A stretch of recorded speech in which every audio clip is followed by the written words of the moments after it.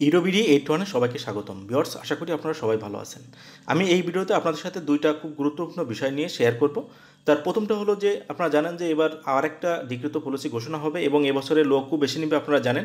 তো সেটা আপনারা অনেকেই প্রশ্ন করেছেন যে সেটা কবে নাগাদ ডিক্রিত পলিসির গেজেট প্রকাশ হবে এবং কবে নাগাদ আবেদন করতে পারবেন, এই একটা বিষয়।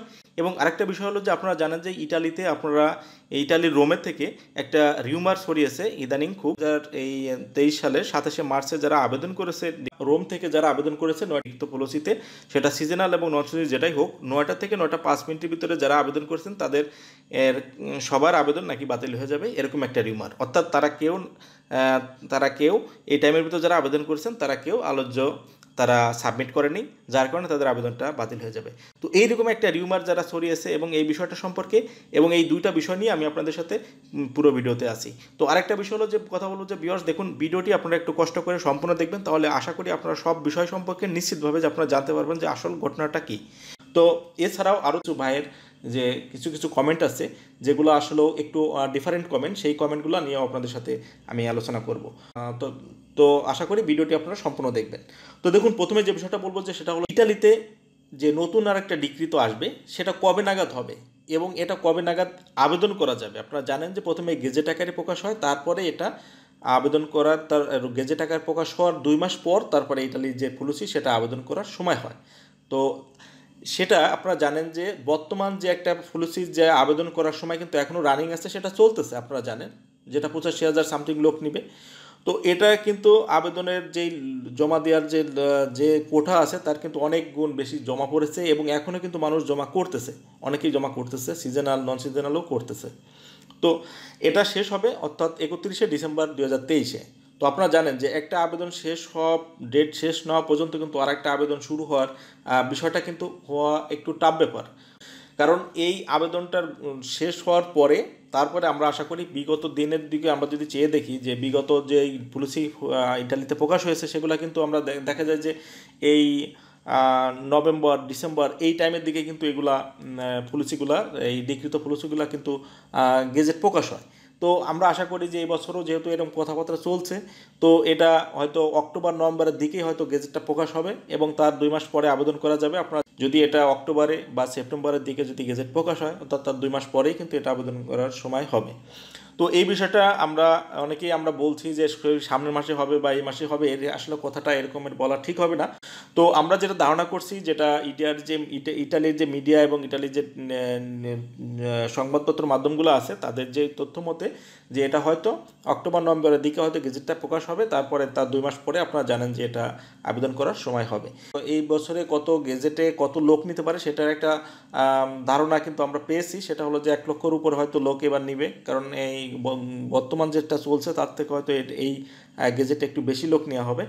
তো দেখুন, এই বিষয়টা নিয়ে তারা আলোচনা করছে যে কত লোক নিবে, এই কোঠা নির্ধারণের বিষয়টা নিয়ে কিন্তু এখন তারা আলোচনাটা চলছে শ্রম বাজারের সাথে। তো এই বিষয়টা আপনারা হয়তো বুঝতে পারলেন যে আসলে এটা 2-1 মাসের ভিতর হবে না, হয়তো আশা করা যায় যে আমরা এই বছরের লাস্টের দিকে হয়তো আমরা দেখতে পারবো গেজেটটা। এখন দ্বিতীয় যে বিষয়টা সেটা হলো যে দেখুন যে রোমে একটা রিউমার ছড়িয়েছে বর্তমানে, কিছু ইউটিউবার এবং কিছু লোকরা এই বিষয়টা এমনভাবে ফলো করেছে যার কারণে যারা আবেদন করেছেন তারা কিন্তু বড় ধরনের একটা দুশ্চিন্তার ভিতরে আছে। এবং দুশ্চিন্তা এই কারণেই, যার ফলশ্রুতিতে দেখা যায় যে আমাদের কমেন্টে এবং বিভিন্ন ভিডিওর কমেন্টে আপনারা দেখতে পারবেন যে তারা এই বিষয়টা নিয়ে এখন অনেক উদ্বিগ্ন আছে যে আসলে তাদের কি হবে। তো তাদের উদ্দেশ্যে আমি একটা কথাই বলবো যে দেখুন, আপনারা প্রথম কথাই বলবো যে আপনাদের এখানে উদ্বিগ্ন হওয়ার কোনো কারণ নেই। তারা যে বিষয়টা বলছে যে রোম থেকে যারা 9টা থেকে 9টা 5 মিনিটের মধ্যে যারা আবেদন করেছেন তাদের কেউ, তারা এই কথাটা বলছে যে তাদের কেউ আলোচ্য দেয়নি। তো আলোচ্য কেউ দেয়নি এই বিষয়টা আপনাদের কিছু না কিছু হোক না, আপনাদেরও তো মেধা আছে, আপনারা ইটালি না থাকুন, আপনারা বাংলাদেশে আসুন বা অন্য যে কোনো দেশে আছে, কিন্তু আপনারা এটুক তো বোঝেন যে 9টা থেকে 9টা 5 মিনিটের ভিতরে যারা আবেদন করেছে তারা কেউ আলোচ্য দেয়নি, এই কথাটা কতটুকু গ্রহণযোগ্য হতে পারে। দেখুন, আসলে একটা কি যে আমরা যখন কথাবার্তা বলি অনেক সময় দেখা যায় যে ভালো ভালো ইউটিউবার বা বাংলাদেশে যারা আছে তাদের কথা শুনে এবং তাদের ফলো করে আসছে, তাদের কথা শুনে মন দিয়ে, কিন্তু তারা দেখা যায় কি আসলে কেউ তো মানুষ, এটা ভুলের কেউ ঊর্ধ্বে নয়। তো 10টা কথা বললে বা 10টা ভিডিও বের করলে যে কোনো একটা ভিডিও কথা এলোমেলো হয়ে যেতেই পারে, এটা মানুষের দ্বারাই ভুল হতে পারে। কিন্তু এই ভুলটাই অনেক সময় দেখা যায় যে অনেকের জীবনে অনেক রকমের নানান হতাশা চলে আসে এই ভুলটার কারণে। তো আমি যেটা আপনাদের বলবো যে দেখুন, আপনারা যেটা শুনেছেন এটা আসলে ঠিক না।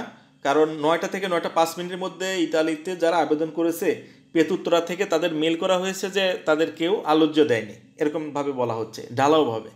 যে আলোচ্য অর্থাৎ কি, আপনার এই বিষয়টা আপনার জানার দরকার। যে আলোচ্য হচ্ছে, দেখুন যে রেসিডেন্স, আপনি যে দেশে থাকেন ওই দেশের যে আপনার যে থাকার যে অ্যাড্রেস অর্থাৎ থাকার একটা ঠিকানা লাগে, ওই ঠিকানাকেই বলে আলোচ্য, ইটালিতে বলে এটা আলোচ্য বলে। তো এই আলোচ্যটা ঠিকানাটা অর্থাৎ এইবার নিয়ম করছে সরকার যে খুব কড়াকড়িভাবে যে যেই শ্রমিক আনবে তার থাকার জায়গাটাও দেখাতে হবে। তো সেইটাই থাকার জায়গাটাকে এখানে আলোচ্য বলে। তো কেউ আলোচ্য দেয় নাই 9টা থেকে 9টা 5 মিনিটের ভিতরে যারা করছে তারা কেউ আলোচ্য দেয় নাই, বিষয়টা কি আসলেও আদৌ ঠিক না। কারণ এর ভিতরে অনেকে আছে যারা আলোচ্য দিয়েছে, এর ভিতরে অনেকেই দিছে, তারা আলোচ্য দিছে, এবং তারা হয়তো এরকম হতে পারে কিছু কিছু আলোচ্য দেয়নি। তো এরকমের হতে পারে 9টা থেকে 9টা 5 না, এটা সারা বছরের যে আবেদনের টাইমটা টোটালের ভিতরেও এরকম অনেকেরই হতে পারে যে তারা আলোচ্যটা দেয়নি। তো এটার মানে এটা না যে 9টা থেকে 9টা 5 মিনিটের ভিতরে যারা করছে তারা কেউ আলোচ্য দেয়নি। এ কথাটা একেবারেই অমূলক, এবং এটা আপনারা মোটেই কান দিবেন না। কারণ অনেকেই 9টা থেকে 9টা 5 মিনিটের ভিতরে আবেদন করে তারা অলরেডি তারা তাদের মেলও পেয়েছে যে তাদের সব কিছু ঠিক আছে। আর যাদের আলোচ্য দেওয়া হয় নাই তাদের, যদি আলোচ্য দেয়নি ভালো কথা, যদি কেউ না দেয় তাহলে কিন্তু মেইল করা হবে। যার যার যেই স্পিড আইডি আছে সেই স্পিড আইডি যাদের স্ব মালিকের মেলে তারা মেল করবে যে আপনাদের এই কাগজে প্রবলেম আছে বা এই কাগজটা শর্ট আছে। তো এই কাগজ শর্ট বা এই কাগজ প্রবলেম আছে, তারা যদি সেটা আবার, এমন না যে সেটা আবার রিসেন্ড করা যায় না, সেটা অবশ্যই আবার রিসেন্ড করা যায়, মডিফাই করা যায়। তারা যদি আবার আলোচ্যটা পাঠায় বা তাদের যে যে কাগজ শর্ট থাকে সেগুলো যদি আবার পাঠায়, তাহলে তো অবশ্যই তাদেরকে নলস্তা উঠবে এবং তাদের সেটাকে ভেরিফাই করা হবে। এমন না যে সেটা করা হবে না, যদি করাই না হতো তাহলে তো তাদের মেল করতো না যে আপনাদের এটা শর্ট আছে। এটা মেল করার অর্থই এটা যে আপনার যদি থাকে অরিজিনালটা বা আপনার যদি আসলেই থাকে সেটা আপনাকে সেন্ড করেন, পুনরায় সেন্ড করেন। তো সেন্ড করার অপশনটা যেহেতু দিছে তাহলে তো তাদের ভেরিফাই তো অবশ্যই তারা করবে। আর যদি এটা না দিত তাহলে তো একবারেই তারা রিজেক্ট করে দিত। কিন্তু বিষয়টা তো তা না, যার যেই ফল্ট আছে, যার যেই কাগজের সমস্যা আছে কিন্তু মেল করা হবে যে আপনার এই কাগজে শর্ট, এই কারণে এই সমস্যা। তাদের যদি সেগুলা মডিফাই করে এবং তারা যদি সেগুলা সঠিক মতো তারা যদি সেগুলা আবার তারা এটা সাবমিট করতে পারে, তাহলে অবশ্যই তাদেরগুলা বিবেচনা করা হবে এবং তাদেরগুলা ভেরিফাই করা হবে। তো এই বিষয়টা নিয়ে আপনারা শুধুই আমি যারা বলবো যে দেখুন, যারা এই ধরনের ভিডিও আপনারা করেন, এই একটা ভিডিও করাতে কিন্তু অনেকেরই অনেক রকম সমস্যা হয়ে যায়। কারণ অনেকেই এই জানেন যে বাংলাদেশ থেকে যারা আবেদন করেছে তারা অনেকেই আছে যে জমি জমা বিক্রি করে বা তাদের অনেক কষ্ট, এতদিন অনেক দিন ওয়েট করে তারা বিভিন্ন কাজকর্ম বাদ দিয়ে তারা কিন্তু এই আশায় বসে আছে। তো তারা যখন এটা জানতে পারবে যে 9টা থেকে 9টা 5 মিনিটের ভিতর কেটটাই আলোচ্য করেনি বা কেটটাই হবে না, এরকমের কথা বলে তাদের বিভ্রান্ত করার কোনো অবকাশ আমি দেখি না। আর আপনারা এরকমের প্লিজ এইরকমের আপনারা কেউ করবেন না। কারণ তাদের একটা স্বপ্ন, তারা বিদেশে আসবে, তারা জমা দিয়েছে। তো আমরা চাই যেন তাদের কাগজগুলো সঠিক মতো বেড়ে যায়, তাদের জন্য আল্লাহ সই সালামতে তারা যেন তাদের যে এই মনের আশাটা, তারা যেন সেই বিদেশ ইতালি এসে তারা যেন কাজ করে কর্ম করে খেতে পারে, এটাই আমাদের কাম্য হবে। তো যদি কে না হয়, যদি কোনো কাগজ, যদি কোনো মালিকের যদি শর্ট থাকে, সেই মালিকের যদি প্রবলেম থাকে, তাহলে সেই তো মালিকের দোষ। কিন্তু এর জন্য যে প্রত্যেকেরই এক ঢালাওভাবে বলা যে 9টা থেকে 9টা 5 মিনিটের ভিতর যারা দিছে তারা কেউ আলোচ্য দেয়নি, এ কথা কোনো গ্রহণযোগ্য কথা না। সুতরাং এই কথায় আপনারা কান দিবেন না। যারা আমি বলবো যে ভিডিওটি যারা দেখছেন আপনারা আরেকজনকে ভিডিওটি শেয়ার করে দিবেন। এই কারণে বলছি যে যাতে এরকমের অনেক ভাই আছে যারা অনেকেই মেল করতেছে এবং তারা কিন্তু অনেকেই তাদের মন খারাপ হয়ে আছে এই কারণে। কিন্তু এই বিষয়টা জানার জন্যই যেন আপনারা ভিডিওটি আরেকজনকে শেয়ার করে দিবেন যাতে প্রত্যেকেই বিষয়টা বুঝতে পারে। তো দেখুন, একটা কমেন্ট হচ্ছে যে কিছু কিছু কমেন্ট আপনারা করেছেন যে আরও আছে। এক ভাই কমেন্ট করেছেন যে ভাই আমার আনপাল সার্টিফিকেট আসছে জমা দেওয়ার 2 দিন পরে, এটাতে জমার সাথে দিতে পারেনি, তাতে কি কোনো সমস্যা হবে কিনা? মানে সে জমা দেওয়ার 2 দিন পরে তার আনপাল সার্টিফিকেটটি পেয়েছে, সে অতএব এই ভাই অর্থাৎ স্পন্সর বিষয়ের জন্য আবেদন করেছে। তো তিনি আনপাল সার্টিফিকেটটা 2 দিন পরে পেয়েছে জমা দেওয়ার, এখন দিতে পারবে কিনা? হ্যাঁ, আপনি অবশ্যই এখন দিতে পারবেন, কারণ আপনাকে মেল করা হবে। আর যদি মেল নাও করে, এখন আবার আপনারা পুনরায় রিসেন্ড করতে পারবেন। আপনার যেই উকিল বা যেই মালিকের মাধ্যমে দেওয়া হয়েছে সে মালিক আবার এই আনপাল সার্টিফিকেটটা আবার পরবর্তীতে সাবমিট করতে পারবে, এতে কোনো সমস্যা হবে না। আর এখনও নন সিজনাল ভিসাগুলার এখনও তারা ভেরিফাই শুরু করেনি, এটা নিঃসন্দেহে আপনি এখন আপনার মালিকের সাথে যোগাযোগ করে দিয়ে দিতে বলবেন, কোনো সমস্যা হবে না। তো দেখুন আরও অনেকেই অনেক রকম কমেন্ট করেছেন, আপনারা যদি এরপরে আরও অনেক কমেন্ট থাকে ভিডিওটি লম্বা হয়ে যাবে, আমি এত ভিডিওটি লম্বা করতে চাচ্ছি না। তো আশা করি আপনি কি বলতে চাচ্ছি আপনারা বুঝতে পেরেছেন। যে সুতরাং যারা আপনারা এই যে একটা রিউমার ছড়িয়েছে, রিউমার থেকে আপনারা নিয়ে কোনো টেনশন আপনারা করবেন না, আপনারা যেভাবে আছেন আপনারা সেভাবে থাকবেন, আর আল্লাহর কাছে আপনারা চাইবেন আল্লাহর জন্য আপনার মনের আশা পূরণ করে, সেই ব্যক্ত করেই আমি আমার এই ভিডিওতে এখনই শেষ করছি।